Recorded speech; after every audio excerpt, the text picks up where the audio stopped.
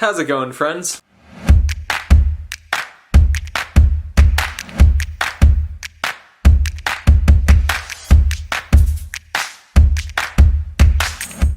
Welcome back to The Legend of Converse, Episode 3. Today we're taking a closer look at Converse's competitors over the years.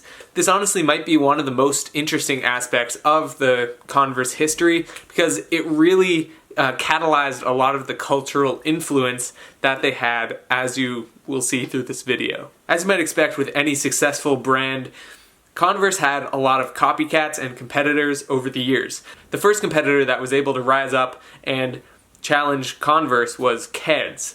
So they actually started just a couple years after Converse released the All-Star. They started around 1920. So they did exist for almost the same amount of time as Converse, but they didn't really start to gain as much popularity until later in the century, towards the 50s and 60s and into the 70s. It's when they sort of had their heyday. I think one of the main reasons that they weren't more of a threat to Converse was because they didn't have such strong endorsement and sales tactics that Converse had through Chuck Taylor. So they were around and they did have an influence, but they weren't really life-threatening to Converse itself. The next competitor that arose was PF Flyers. So PF Flyers was started by BF Goodrich.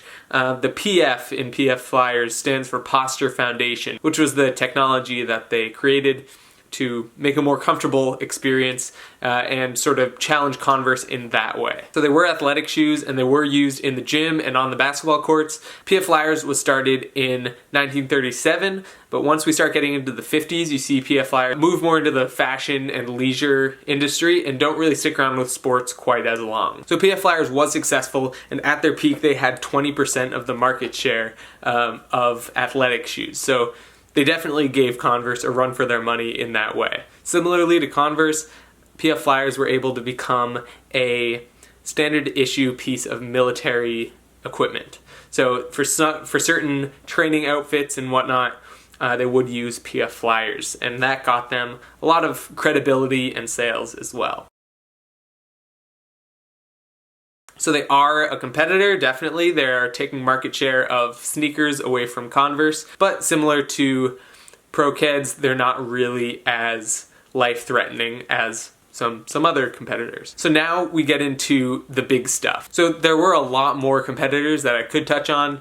Companies like Onitsuka Tiger, Adidas, Puma, all those definitely played a role in this, but the next one that I'm going to talk about is Nike. Nike was founded in 1964 and really exploded onto the scene. They took so much market share away from Converse in the athletic shoes market. So I could do a whole analysis on Nike. Again, very fascinating. Shoe Dog is on my reading list. I really want to check that out. So in a relatively short time, Nike was able to go from like a newborn company to having 50% of the market share by 1980. That is ridiculous. That to me is where Converse died as a sports shoe.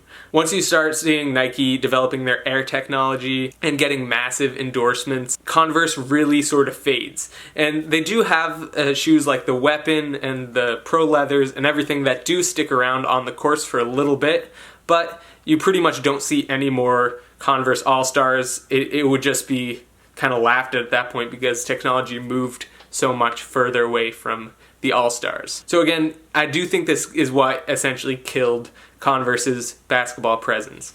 That said, they had experienced some significant growth in other areas. So you start getting pop culture endorsements, and people, I don't think this was planned. I think this just naturally happened. It was adopted by pop culture and really took off from there. If you're interested in seeing how Converse got into pop culture and how they stayed there, then check out next week's video. I'm going to go into all of that. So thank you for watching. Until next time, peace.